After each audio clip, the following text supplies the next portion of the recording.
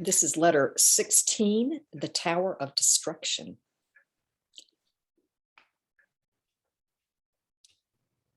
Okay.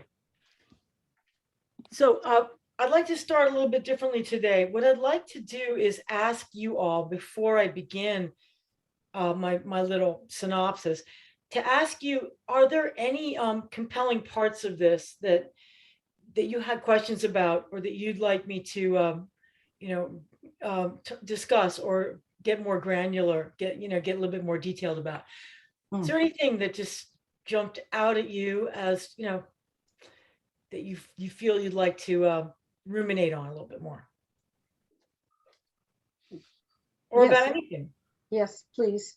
As always, he just he turned me on my head, just like the just like the tarot card. I mean, just like the mansion of God. Amazing. But what, if you can, when he talks about meditation, concentration and contemplation, which, being a Catholic for such a long time, I know how these terms are used differently, and also a Buddhist, I know how these terms are kind of interchangeable. But I'd like to understand what you might think in your own practice of focus as opposed to thinking about, as opposed to whatever true contemplation is, which is infused, I guess, without going to the purgative, illuminative stuff, because that just gets me confused too. So those terms are, does that make any sense? If we could talk a little bit about that in this context. Sure, certainly. And I'll just answer that as I see fit right now. Okay. I really love what Tomberg says about meditation being one of the only techniques of the Hermeticist, in the sense that it helps us to get aligned with an imprint from reality. It makes us receptive to reality. It puts us in alignment with reality. And he calls it, the inner gardening. I've always called meditation the inner technology. I call it inner technology, which has been so ignored in our day and age. But there's the technique. He's trying to break that down into its. Right. He summarizes meditation as thinking in the presence of God, and just as prayer is speaking in the presence of God. So this idea of thinking in the presence of God, the thinking in the presence of God requires the threefold process of, first, concentration, which becomes concentration without effort. Mm-hmm. And then that moves into meditation. And then that is deepened into contemplation, as you described, infused. And those roughly, they don't correspond exactly to purification, elimination, and union.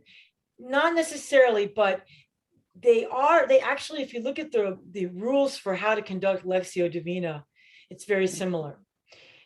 There's a meditatio, contemplatio, and I'm forgetting the other one, but these are techniques. And he's just trying to describe techniques, I think. And these would be the same probably across any tradition that practices meditation. There's a lot of similarities. But perhaps he views the ultimate way as presentation of the way, the truth, and the life. Maybe he perhaps sees this differently than the way a Buddhist or a Hindu would see it. So I think of, and that's maybe my problem, concentration as being, let's say, following your breath. If a thought comes up, I let it go. I'm paying attention and I'm letting things settle down. Then I think of meditation as maybe introducing an object or a concept, or in Lectico, a word, and just allowing it to be there at the same time that the breath is present and then also present. Then, I'm okay with that. Then what? As far as actually just talking practically as a practice, is it okay? I get up from my cushion and I bring this into the day. Is that the third step in a way? In that it is, I believe, the imprint of receiving, the imprint of reality. Yeah. I like that because meditation, and whether you use centering prayer or some other, there's a lot of versions of meditation, but the bottom line is all techniques of meditation point towards aligning ourselves with the true self, with the true reality. And the idea is to, by casting away or not observing thoughts, but not getting attached to them, all of those those are distortions. And we need to always be cognizant of distortions. And that's what allows us to be open to the imprint of reality. Yes. And so that's something that you then carry into your day. But the technique of meditation as cultivating the inner garden, I like the way he calls it inner gardening, because that gives the idea to me, that gives the metaphor of taking out the weeds and allowing for organic growth to happen.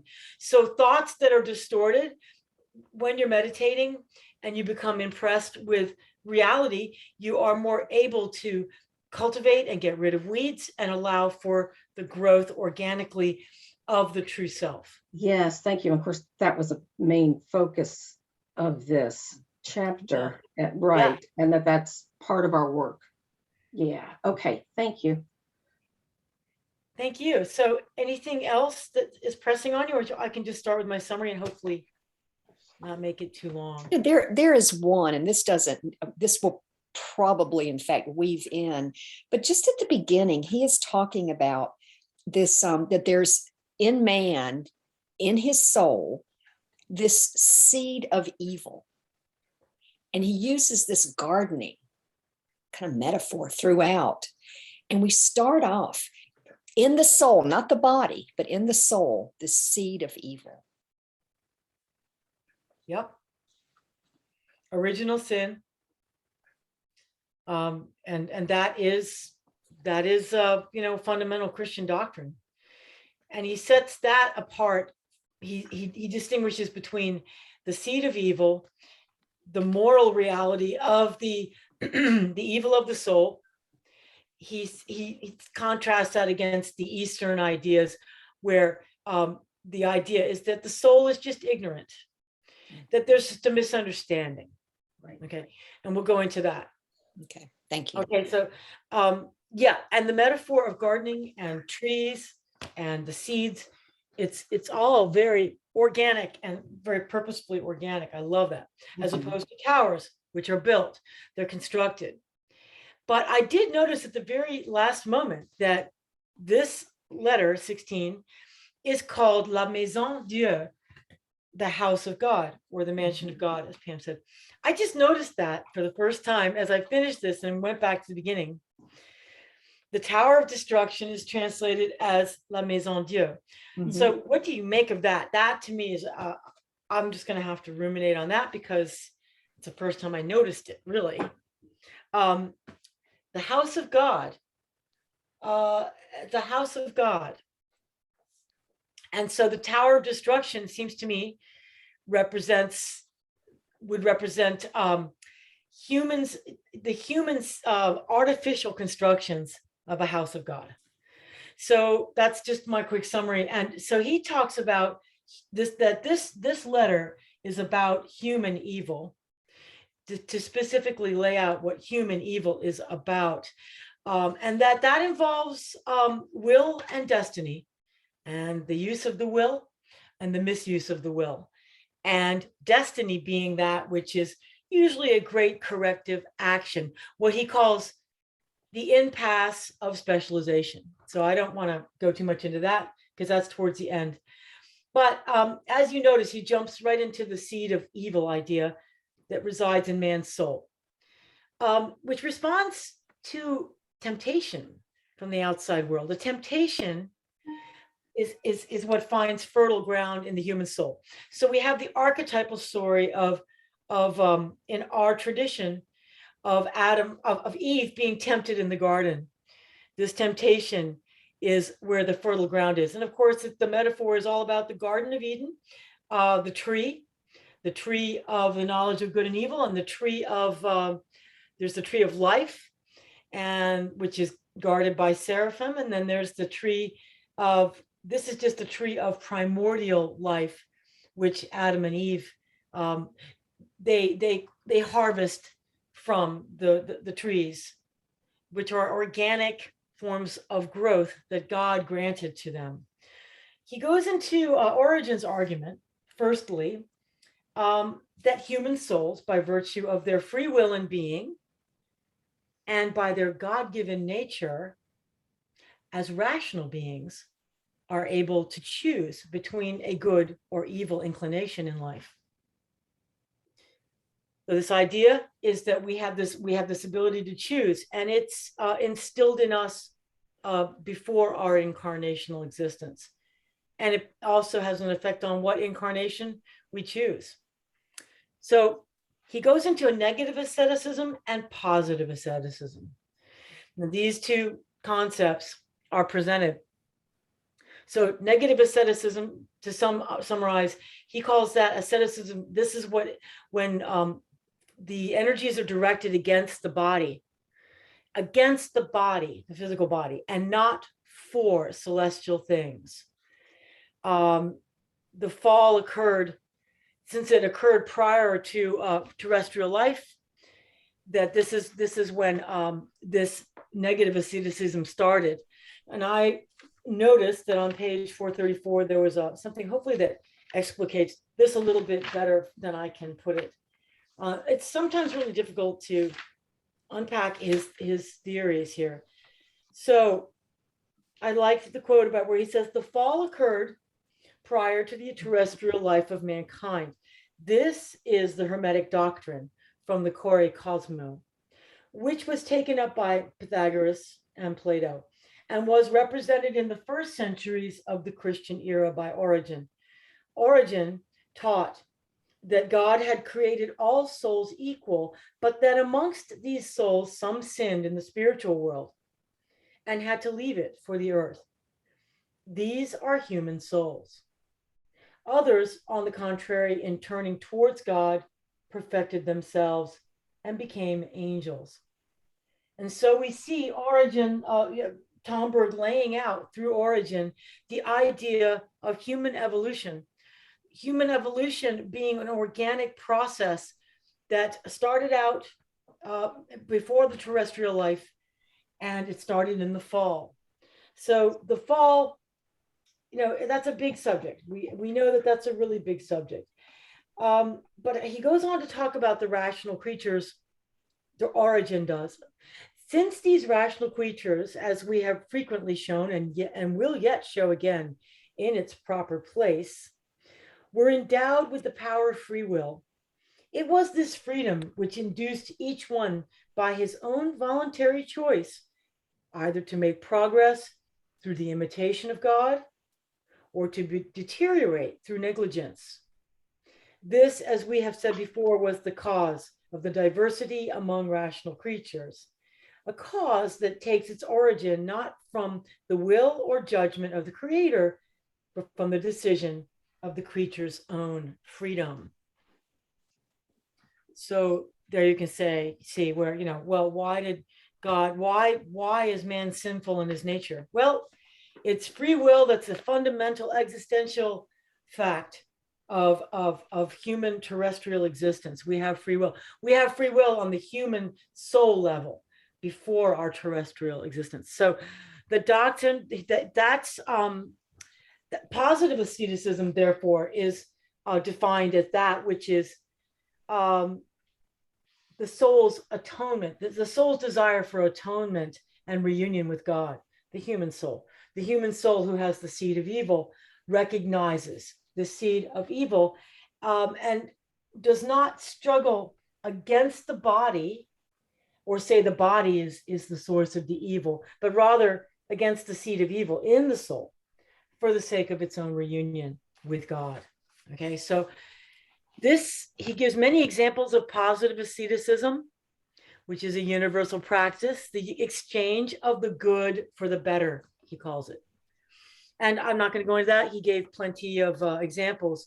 He quotes Matthew beautifully on the kingdom of heaven is like a treasure hidden in a field, which a man found and covered up. Then in his joy, he goes and sells all that he has and buys that field. Again, the kingdom of heaven is like a merchant in search of fine pearls, who on finding one pearl of great value, went and sold all that he had and bought it. So there you go. That's a beautiful quote from Matthew. He wants to launch into the problem of innate human evil. And he addresses this by accessing the Eastern tradition and the Western tradition, and examines the what are the theories on innate human evil. And he distinguishes between the Hindu and Buddhist precepts, which focus on the concept of ignorance and illusion, and that basically the Atman is the true self, and that through Maya, through existence, we are contending with projections of the false self, which are illusions, and that we must contend with these. But the West, by contrast, in this concept of original sin, it is not mere ignorance which is the cause of evil in the human soul, but the sin of knowledge. It's the sin of knowledge of one's own willful disobedience to God. And that's quite a different concept than the Eastern concept. So there's a discordance between the human will and the will of God. There's this discordance. This is caused by the desire, similar to the Eastern view, for another type of knowledge than that which is offered by revelation, and for another subject of knowledge than God and his revelation through the world. So I think that I think that is similar to the idea of Maya, which is the field of illusions and projections. I think that's what the East would call Maya, this desire for another type of knowledge and for other subjects of knowledge other than God. But he distinguishes the Eastern and Western traditions. So he goes on to the story of Isis telling Horus in the Korikosmu, the version of Genesis and the fall, which is a more esoteric reading of the same story, talking about the multitudes of souls. Instead of Adam and Eve, it talks about multitudes of souls, that the souls were entrusted with the creative work, the synthesis. This might be compared to the gardening. That the creative souls, human souls, were given the task of naming all the animals. We were given the task of cultivating the garden. We were given the task of that were the tasks that are assigned to us by the Creator. But instead of just enjoying the creative tasks, synthetic, organic tasks, man prefers analysis of God's elements. He preferred to analyze, and he preferred analytical knowledge to the creative synthetic work.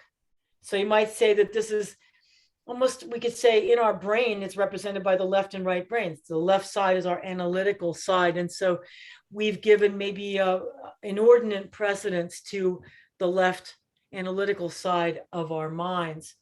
And the right-hand side, the intuitive, creative, synthetic side, that's more of an unknown sphere for us. It's just more of a mysterious thing, because it seems to have a completely different process.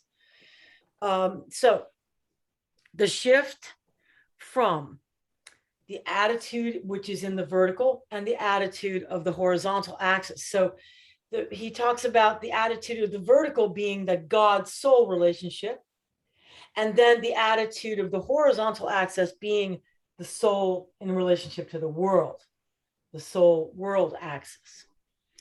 So in Eden, he goes back to the Genesis story, the choice of Adam and Eve to move from the vertical world of creating the animals and eating of the trees of the Garden of Eden to the knowledge of good and evil, which is analytical knowledge. They wanted to have their eyes opened and to be as God, to be a God. This moves them into the horizontal axis where they must incarnate and endure suffering, toil, and death. It puts them into the hopper, into the mill of existence. Which then you might argue, say that's the wheel of suffering that the Buddhists talk about. That is the plane of samsara, which the Eastern mystics talk about, which is the plane of existence, which is filled with illusions and filled with toil and trouble.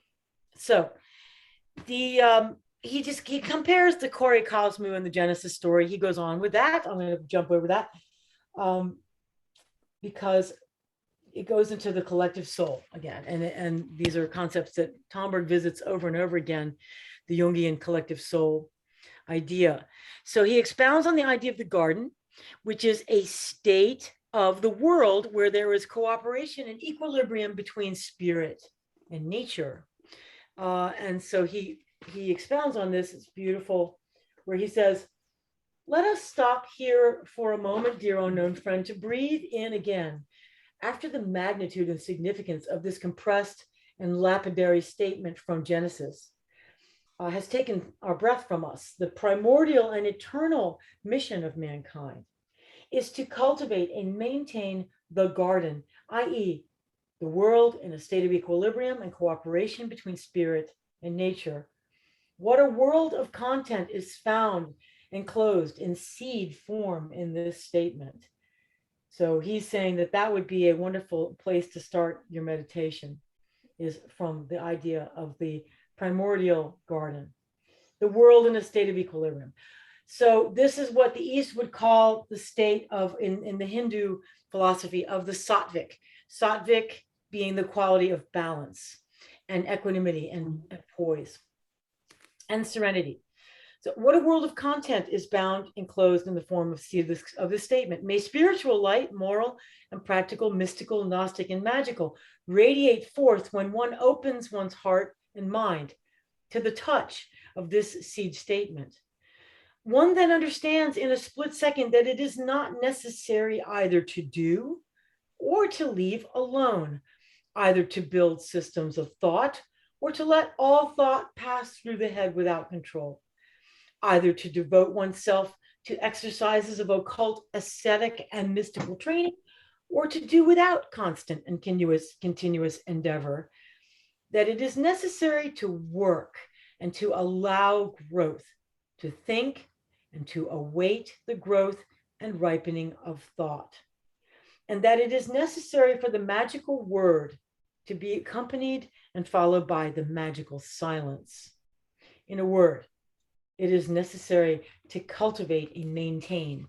And so that becomes a theme that he goes on to expound on. Ora et labora, it gets back to worship and work on the many, many levels of our being. So he goes on to talk about the mysticals, the 7 mystical paths.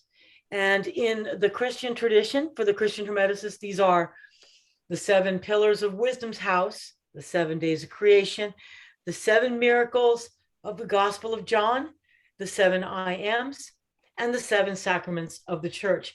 And I would add that each of these 7 is a wonderful place to begin meditation, particularly the 7 I ams that are found in John. The 7 I ams, each one of those statements is a wonderful place to begin a seed thought for meditation, if you like that idea. So what is innate human evil then? In the East, it's ignorance, and in the West, it's the sin of illicit knowledge. So these seem paradoxical. They seem to contradict each other, but they're also, as Tomberg points out, in agreement. Because we go back to the theme of empirical knowledge versus revelatory knowledge. Innate ignorance is a consequence of the original sin of the will. This is what Tomberg asserts, that the Eastern concept of innate ignorance is a consequence of the desire to replace knowledge by revelation with knowledge by experimentation. It's a cognitive, it's a moral, but he's saying it's a moral sin. There's a moral aspect to the Western idea, as opposed to the Eastern idea, which he says is more of a cognitive aspect, the idea of ignorance being sufficient to explain evil. He doesn't believe it is. He believes that there's the moral element that's a very important aspect. So the cognitive aspect, that the consciousness is just mistaking the empirical personality, the false self, for the immutable true self. That there's a mistake. It's just a misunderstanding. That's what he feels is the Eastern thrust of what they are getting at. But the moral aspect of the West says that evil is a consequence of sin in the disfiguration of the likeness of God, because we talked about the imago of God, the image of God. The image of God remains intact, but the likeness gets distorted. Remember, the likeness is distorted. So this disfiguration is what Tomberg defines as being evil, and that it's a sin of the consequence of these choices that the soul makes. So these are different. He calls the Oriental tradition being that of divorce, a separation between the true self from the empirical self, and that the true self must be separated from the empirical self in order to achieve freedom. So freedom from the wheel of suffering, the Buddhist wheel of suffering.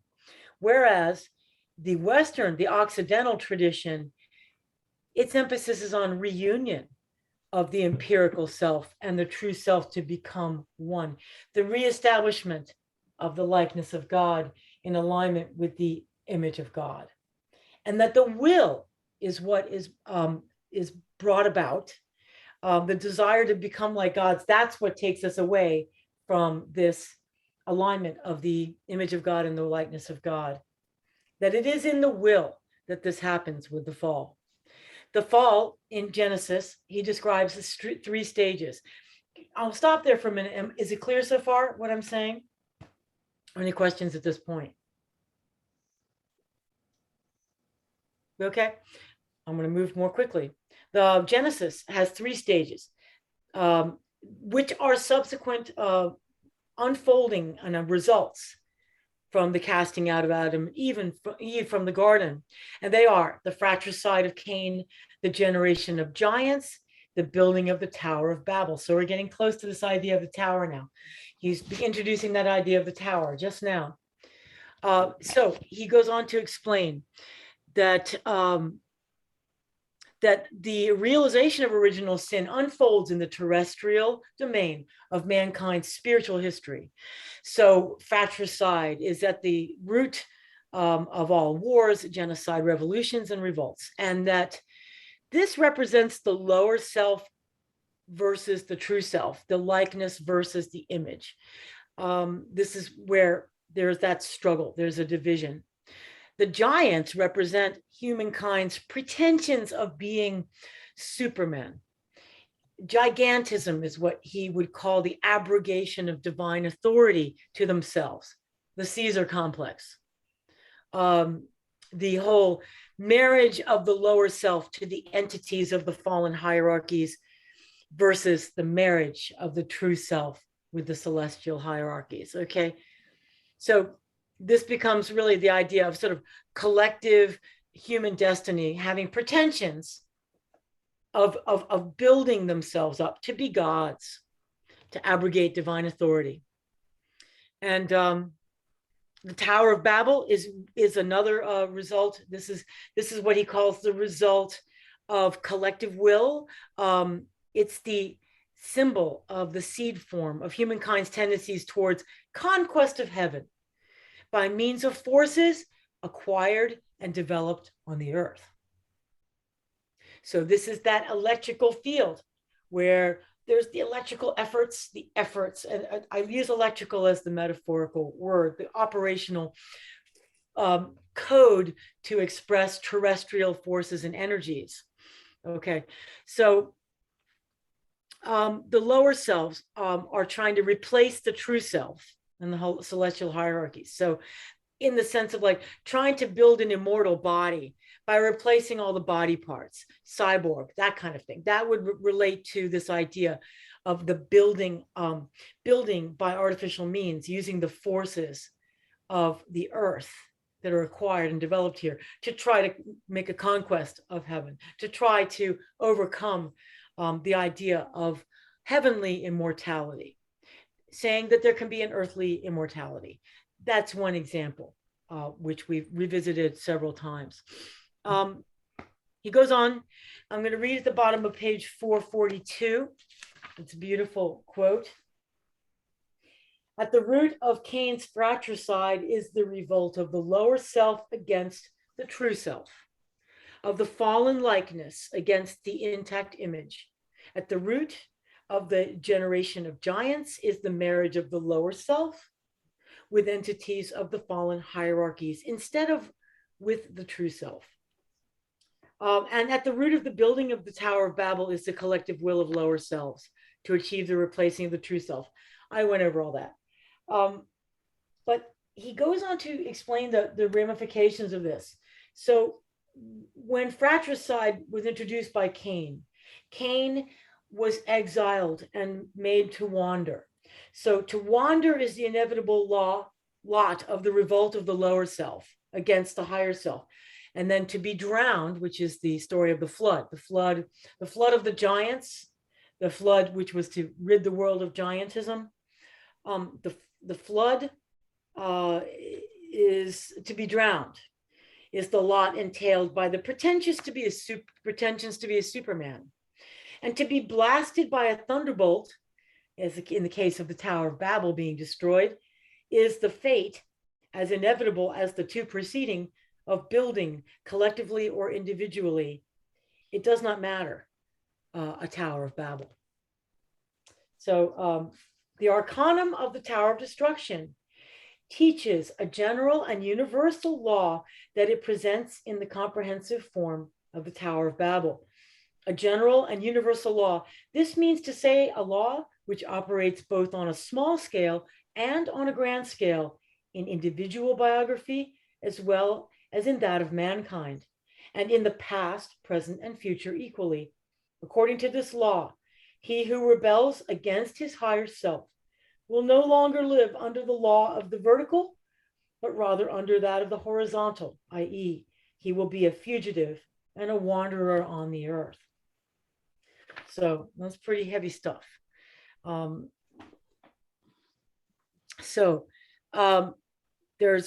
He sums these up, these three elements of fratricide, giantism, and Tower of Babel. And he sums them up with three words: a revolt, which puts one in exile; possession, which creates the situation of being flooded and destroyed by flood, obliterated through forgetting by flood.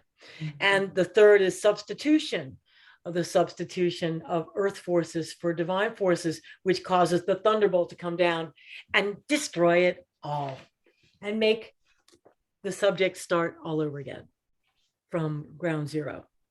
So we have the fabricated versus the organic synthesis. And I wonder, what is the distinction here? This is my question. What is the difference between this fabricated and this organic synthesis? Because he's talking about two different types of synthesis and creation. Okay, so I will move on. The tower. The tower symbolizes a relationship between will and destiny, which is where I got that summation at the beginning. Will and destiny, between what one wants and what happens. I like that. Between what one wants and what happens. And we all know on an individual basis what that's about. Tower building is an attempt to replace revelation.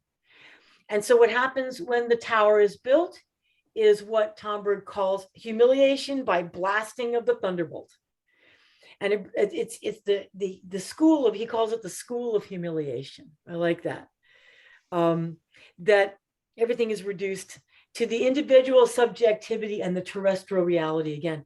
So where Atlantis was an advanced civilization, just even whether you believe in Atlantis or not, the metaphor of Atlantis represented a civilization which got too big for its britches and which was using technology wrongly and was building itself up higher and higher. And so it was thrown back. When it was destroyed, it was drowned in a flood. It was drowned. And that drowning, that forgetfulness represents the utter obliteration of all of mankind's achievements to that point. They were submerged. They're swallowed up by the earth. So man is then thrown back to the primitive, nomadic, and wandering tribes. They're completely terrestrial occupants once more. They have to start from there again and say, okay, let's get it right this time, maybe. But that's what God can do. So we are reduced. The universal law of the Tower of Babel is what he says is purgatory. It's a purgative process. It's purgation, it's purification. And that makes total sense to me. Purgatory is, the point of this law is that all autonomous activity from below inevitably meets with divine reality above.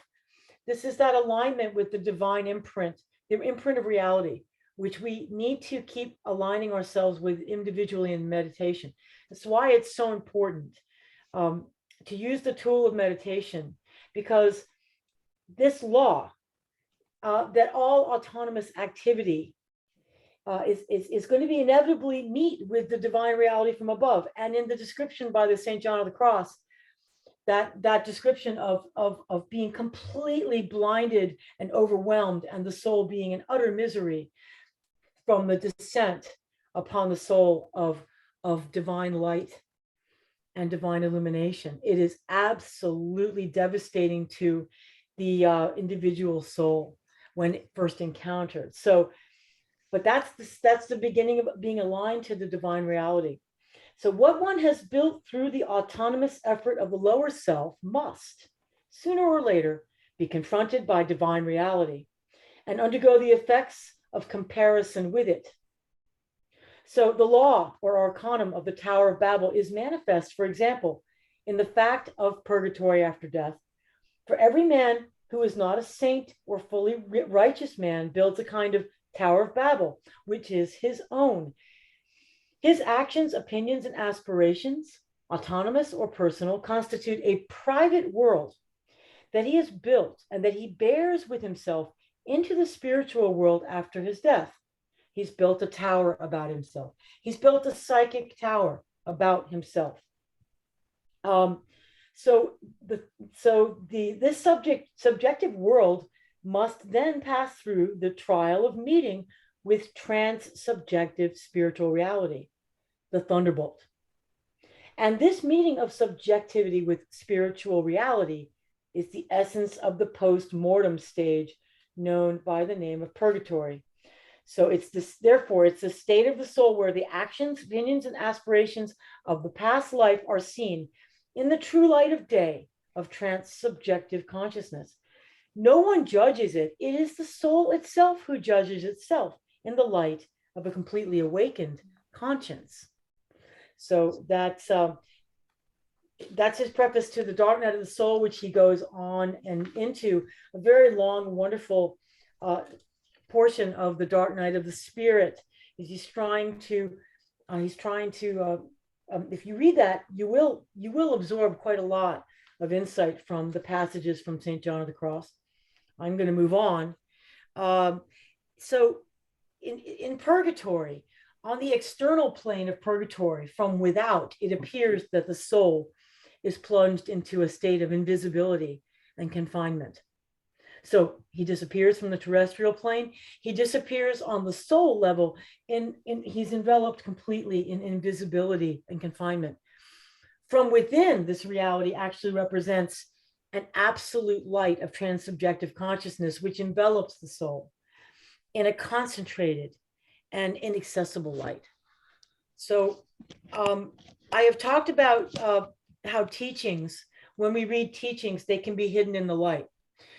If you read teachings over and over again and they don't go in, that means you are in this veil of the invisible realm where you're not able to absorb it.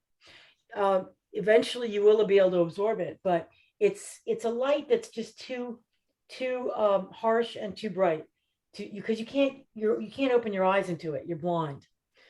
So the process of purification, of course, is there. It's this is he goes on and on about this all the time. Purification, illumination, and then union of the soul. The school of humility. The school of humility. When the divine light bears down and puts the soul in darkness, that's what's summarized by the thunderbolt, which blasts with the divine light and bears down upon the tower of human creations. Human creations erected solely by human powers of understanding and imagination and will. They just get borne down on by this thunderbolt and by this great light. So that's wonderful. It's very humbling to contemplate that. He quotes the Magnificat, which is one of my very favorite things. I sing the Magnificat all the time. And the light, the line that I know it is a slightly different translation, which is, he has put down the mighty from their seat and hath exalted the humble and meek.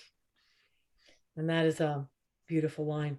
So he then goes into the subject of specialization versus general growth. He has many times talked about the Hermetic path as being the path of the generalist, and that specialization inevitably gets us into trouble. So that's interesting to contemplate and think about, because he expounds on this quite deeply. The idea of specialization, he basically says, is more often than not a way to exalt oneself. It's a way to put oneself above. It's building a construction. And he talks about the esotericist who made this really elaborate plan, an entire world out of Helen Blavatsky's secret doctrine. And he lived within all of these correlations. He created an entire sphere of cognitive function and analysis using Helen Blavatsky's work. And he had some followers for a while because he was a brilliant man and he was quite dazzling, I think, in his brilliance. But eventually, Tomberg says, the disciples, all of his followers eventually just went ho-hum and they fell away. They were bored because his world that he built, however fascinating it was limited. It was a limited sphere and eventually became stale. And this is what all human constructions come to eventually, right? So I was reminded, has anybody ever read the book of Leo Leone called The Biggest House in the World? It's a great moral fable. Leo Leone is one of my most favorite moral fabulists. It's a story about a snail. There's a snail family. And snails, he talks about the natural cycle of snails is that they grow a shell, they stay in one place for a while, they grow their shell, then they sort of outgrow the shell and they move out of the shell and move on and migrate to a new place where there's more plants and there's more, life, there's more organic life to help them sustain their lives. Well, there's this one snail who is ambitious and he decides he wants to build his house more elaborately. And Leo Leone has wonderful illustrations of how he builds, parapets on top of his snail shell. And then he builds external, porches and landings and buttresses and cupolas and all this glorious. It begins to look like a very elaborate Russian skyline of all these temples. And so then he's been working on this, building his house, building it, making it more elaborate. He's been spending all his energy doing that. And so suddenly the snail family all decides to move on, because it's time to move on to greener pastures and more mossy places. And as they all move on, but he's unable to move at all, because this edifice that he's built has absolutely paralyzed him. He can't move. You'll have to go read that story. Mm-hmm. Great little story. And he can't move. And he does eventually abandon his great structure. I think he crawls out like a slug again and just says, well, now I understand. Move on. Moving on. That was his Tower of Babel.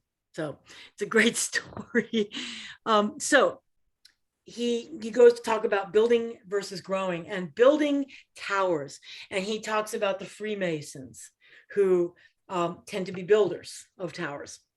So this is a warning against esoteric fraternities, esoteric clubs that try to create specialized ranks and initiations and this sort of thing.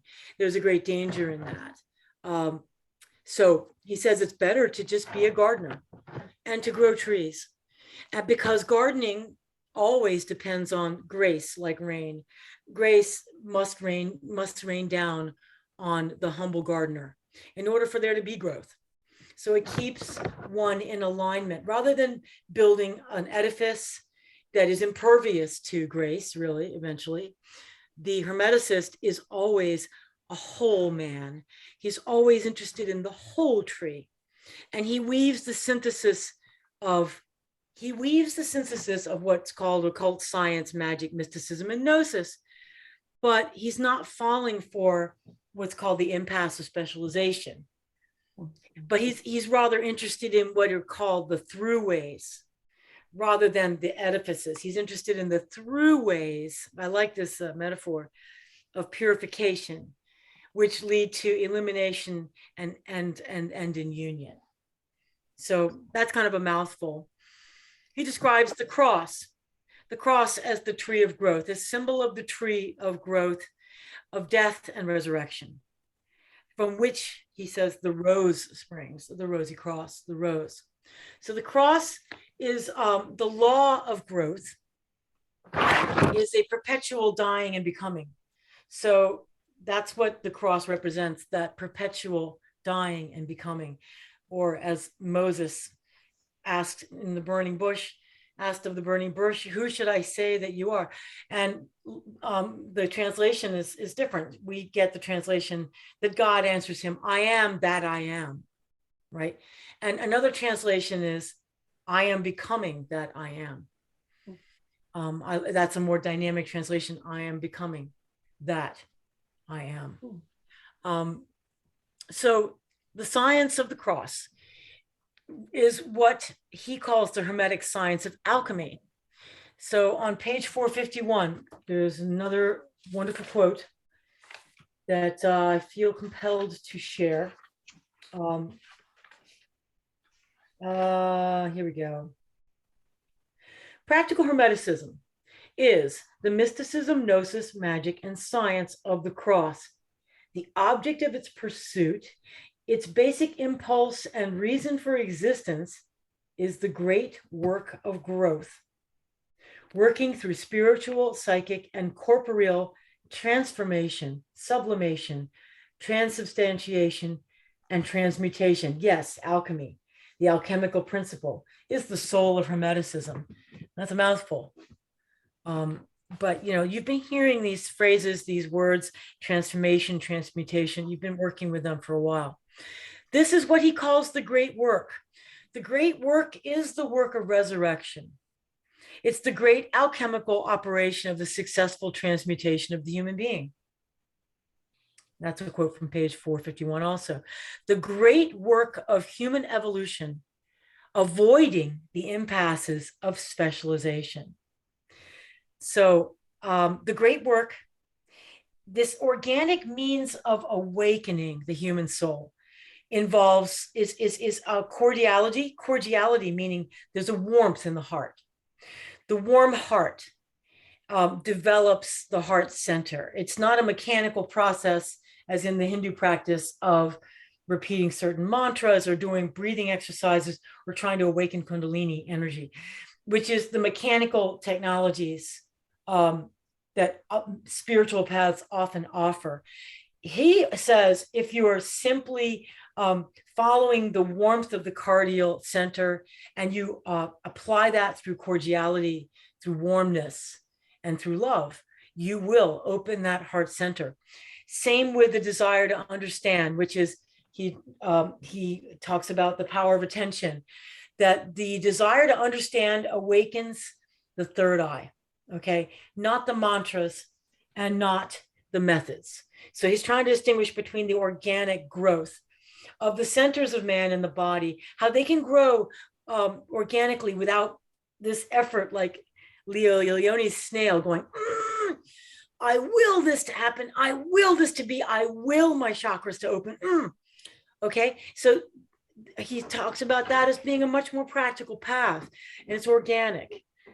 He shuns the use, Hermeticism shuns the use of any instrument in favor of the art of becoming, because the art of transformation, transubstantiation, transmutation of human consciousness. So that is the essence of it, that the art of becoming is what must be kept front and center always. So it's an art. It's not a technique, and it's not mechanical. And then he keeps emphasizing that. So the principle of the marriage of opposites is what he calls the magic of the cross. And on page 454, I'm getting close to the end. I'm really close now. The marriage of opposites, this is a good passage, is a principle of universal significance. This is not a compromise that one contrives, but rather the cross and the magic of the cross. It is thus that the true self is united to the lower self in the human being, where the lower self is the cross of the true self, and the true self is the cross of the lower self. The two poles of the human being then live in the presence of one another, the result of which is an alchemical process of gradual approach to one another. I think that's a very beautiful description. So there's the sacrament. He talks about the sacrament of penance, which is the transmutation of evil into good, which involves penance. It's a sacrament, he calls it. That's interesting, a sacrament of penance. And then he talks about the Hermetic ideal that, quote, nothing should be lost. All should have eternal life. And that's the Hermetic profession of faith, pure and simple. Nothing should be lost, and all should have eternal life. And that's a very beautiful principle that he points out. So then he talks about the practice of meditation as the key to this alchemical process of the way and the great work. To meditate is to think in the presence of God, just as to pray is to speak in the presence of God. He talks about the steps of concentration, meditation, and contemplation. This is the standard way, and it's been taught this way for millennia, that this is the way. And most traditions have similars, Eastern and Western traditions have very similar techniques with regard to meditation. But contemplation is the union. Contemplation is the place of the union of the thinker with reality. So one receives that imprint of reality we talked about earlier. It's the only technique in the Hermetic toolbox that we can really talk about. I call it the inner technology. He calls it inner gardening, as we talked about. It involves, again, integrating the three vows of poverty, charity, chastity, and obedience. Poverty, chastity, and obedience, which teach us purification, illumination, and union. And that death and birth are the safeguards of human evolution. So that is a wonderful idea, that death and birth are the bookends, and they are the safeguards of human evolution. He says, in the last analysis, it is death and birth which constantly save human evolution by acting as the thunderbolt, which strikes down, and as the wind, which blows down. And he goes on to say, for myself, on my part, I declare firmly that I have no doubt that death, which saves us from the impasse to which our bodily organization leads, is the action of the thunderbolt of divine love, and that birth, which gives us the possibility of participating actively in the earthly history of the human race, is due fundamentally to the action of compassion for this earth and for mankind which inhabits it, at least for a certain class of souls. That's a beautiful thought. It's a very beautiful hermetic, a very uniquely hermetic thought to me, which is that souls are drawn to this sphere of the terrestrial life in order to work with the whole salvation. The great work is the salvation of all of humanity. And I will end this summary with the last quote, the very last line of this letter, which is very beautiful. The 16th major arcanum of the tarot is therefore a warning addressed to all authors of systems, quote unquote, where an important role is assigned to a mechanical ingredient: intellectual, practical, occult, political, social, and other systems. It invites them to devote themselves to tasks of growth instead of those of construction, to tasks as cultivators and guardians of the garden instead of as builders of the Tower of Babel. I will end it there. Again, it's always an hour. So sorry. But so what did you all think? Well, again, thank you, Alice, for that magisterial address. You asked a question right at the beginning: how on earth could the Tower of Destruction sometimes be referred to as the Maison de Dieu, the house of God? And I think you answered that in the beginning, because you were saying the Tower of Destruction is when we try to do it on our own and it just all falls to pieces and it's hopeless. But that, in a sense, becomes the foundation of real growth to take place, where instead of us analyzing and doing things our way, we actually say, God, have you got any bright ideas here? If so, I'd be very interested to hear them. And so I think that might be a little bit of an answer to that. But the main thing I wanted to say was that when I was a young priest, one of my mentors was a North American theologian called Norman Pittenger. And he was talking about original sin. And he said, don't be depressed when people talk about original sin, because actually it's quite encouraging. It means that the mess we find in ourselves and around each other isn't always our fault. We are not responsible for the whole damn lot. And that has been, I think there's a lot of truth in that. And I thought Origen was going a little bit extreme the other way when he was talking about how there is certain knowledge that can be sinful. And he was talking about knowledge of how we've gone astray. Now, it seems to me that certainly going astray might well be regrettable, but knowing about it, knowing where we've gone astray, is actually pretty damn good. And that always can do with a bit of analysis, what exactly, why did I behave that way? And so I was getting a little bit fed up with Origen. But then he was saying, I think, and you can tell me if I have understood it rightly, is that he was saying the sort of knowledge that we're talking about isn't the knowledge about something. It is actually knowledge how to get on and how to get in touch with growth. And that sort of knowledge isn't about sitting down and looking and analyzing. It's about listening to God. And if we listen to God, our knowledge is likely to be creative and leading to growth in a way that it won't be if our knowledge is simply thinking about things, even thinking about God. But it doesn't get us further. I was reminded of St. Thomas Aquinas, who spent the whole of his life doing this incredible philosophical work. And shortly before he died, he had this wonderful vision. God gave him this wonderful vision. And he said, all that I've written so far is no more than a heap of straw. I'm not going to do any more work on it. Oh, Father, they said, you will finish this book, won't you? You will finish this chapter. You will finish this sentence. No, he said, I'm not doing that anymore. I've actually had a glimpse of what really matters. I think Aquinas might have had a Tower of Destruction experience there. And so I have really enjoyed this, and I think you've helped me to grow.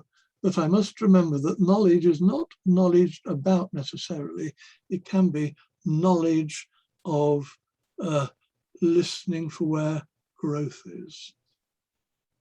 Thank you. Beautifully observed.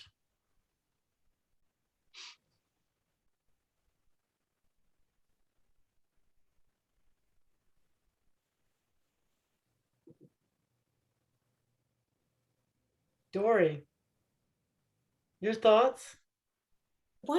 Hearing you describe to this lightning bolt, the brightness of the light, that, and we've seen this before, we've heard this before, but to just be able to see this with this tower, that it can be so bright that you can't see, that it's just not possible to get it. And that was a good picture for me with this. Yeah, I do like having the card and to be able to then put together the parts of what he's describing in this letter, which is just visually in this card. So that was helpful for me. Thank you. We didn't talk very much about the image itself. We just jumped right in. To me, it's pretty self-explanatory picture.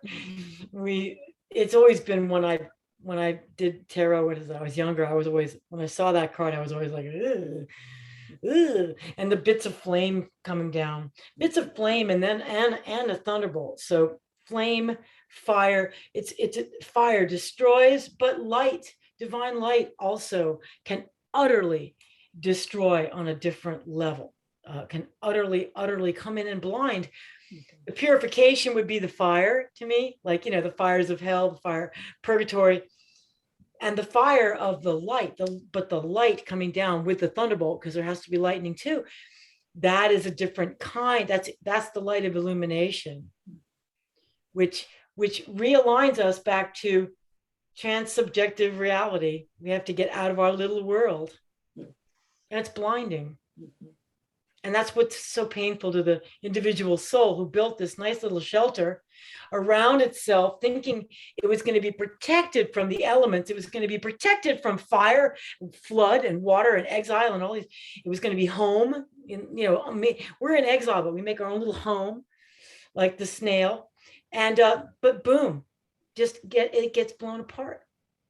It's to me, now that I'm older, I see this card and I go, yes. Thank God, this is a reality. Pam, any more thoughts? Well, first of all, I can't wait to reread this, and you are all amazing. The only thought that comes to me personally is my son recently, sometimes we do a family book club, suggested we read Canticle for Leibowitz, which my husband had read back in the day. Which is a post-apocalyptic, an old post-apocalyptic sci-fi, where the the monks are holding the knowledge, but it's about and my children, you know, people in their 30s really are afraid that we're going to have to start all over again. And that this process that we go through as an individual, it seems like we may go through this as a species, as a planet, and maybe that's okay. I'm just trying to think of some way to begin to talk with him about that, you know, it's okay. That makes any sense. That sort of connected to me there. Yeah, I've discussed how I really feel we're going through a collective dark night of the soul as a human race. And to me, that shows that we're at a certain level of human evolutionary development, where there comes a point where God says, okay, it's time to make a choice now. You have free will. You have the choice to flex your will and to move into that destiny of what you've created on this planet with all your elaborate technologies and plans and so forth. Or you give that all up and take the way of the cross, where you're crucified in love. And that's the only thing. You simplify your life tremendously. And by doing that, you may undergo a lot of pain and a lot of collective pain, understanding that, but we're all going through it together. So maybe take comfort in that, because maybe this is just part of a bigger plan and a cycle. I like thinking that things are part of a cycle and that it's a spiral. Hopefully it's a spiral, not just a dead end circle, not just the circle of suffering of the Buddhists where we just have to get out of that, but that there's a spiral and that we're all moving towards salvation and redemption, which is what I love about the Hermetic path, because that's one of its main precepts, one of its most fundamental precepts, its pillar, is that all of creation is to be redeemed. All of it, redemptrix, you know, all of it is to be redeemed, every single molecule, and that we must do that together. I love that. And that's what helps give me perspective when things seem very subjective and doomy and sad. I realize we got to do this all together. Yeah. Thank you. Yes.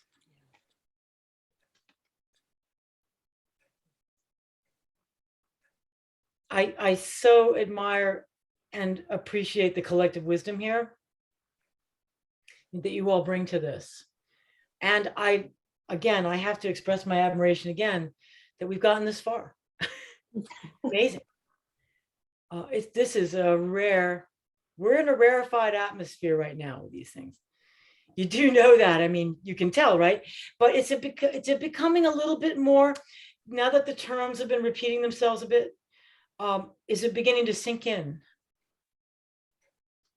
a little bit more readily, rather than reading the same passage over and over again and going, I don't know what I'm reading. I don't know what I'm reading. I don't know what I'm reading. Yeah. For me, I just jump in the water and plunge, you know, chapter by chapter, because I had read The Magician like 12 times. I couldn't get past it. So this is great. Yeah, and that is exactly where you had to be. If you look at these letters as an inner initiation process, it's as John described. This is about how. This is not about what. This is not about analysis. It's about how. And he's very wise to observe that, because then you understand that this is individual work, which is part of a greater work.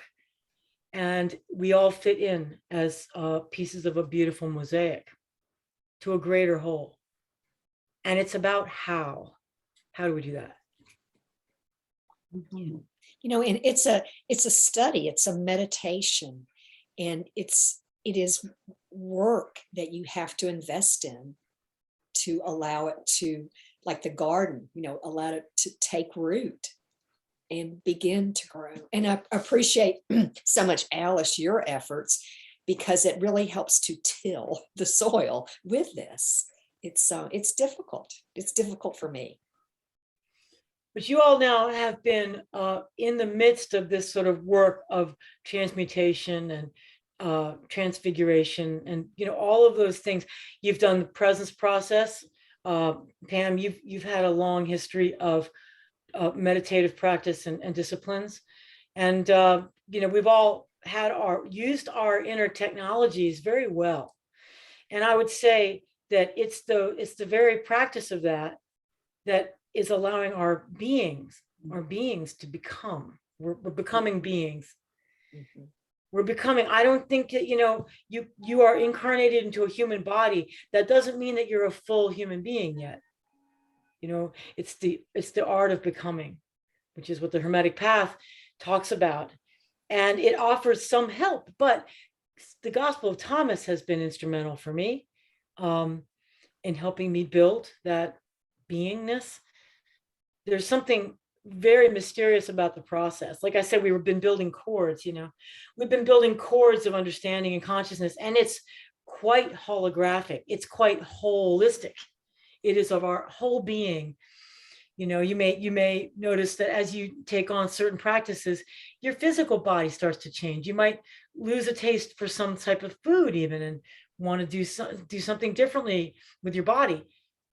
It's very interesting, the holistic aspect of these practices, and I appreciate that we're all working together that way. And it's beautiful outside. Go cultivate your gardens, both inner and outer. And I guess that we're done. Are we done? When do we want to stop the recording? We're done.